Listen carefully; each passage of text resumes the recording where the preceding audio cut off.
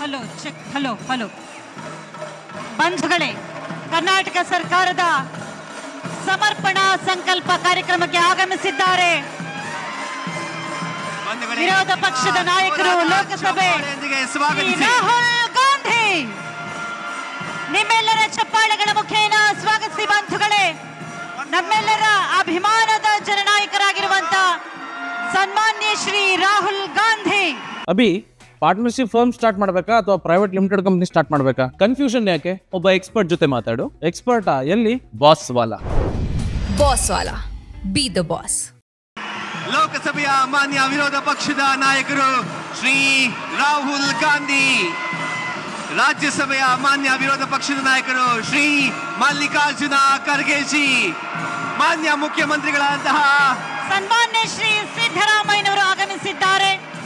ಸನ್ಮಾನ್ಯ ಉಪಮುಖ್ಯಮಂತ್ರಿಗಳಾದ ಶ್ರೀ ಡಿ.ಕೆ. ಶಿವಕುಮಾರ್ ಅವರು ಆಗಮಿಸಿದ್ದಾರೆ. ಬಂಧುಗಳೇ, ಇದು ಜನಪರವಾಗಿರುವಂತಹ ಸರ್ಕಾರದ ಸಾಧನಾ ಸಮಾವೇಶ, ಸಮರ್ಪಣೆ ಸಂಕಲ್ಪ.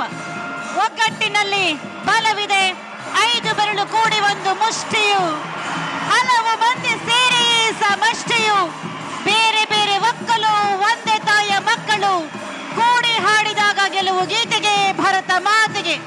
ಇದು ಸಂಘಟನೆಯ ಶಕ್ತಿ, ಸಮಾಜ ಸೇವೆಯ ಶಕ್ತಿ, ಸಂಕಲ್ಪ ಬಲದ ಶಕ್ತಿ, ಕರ್ನಾಟಕ ಸರ್ಕಾರದ ಜನಪರವಾಗಿರುವಂತಹ ಮಹಾಶಕ್ತಿ.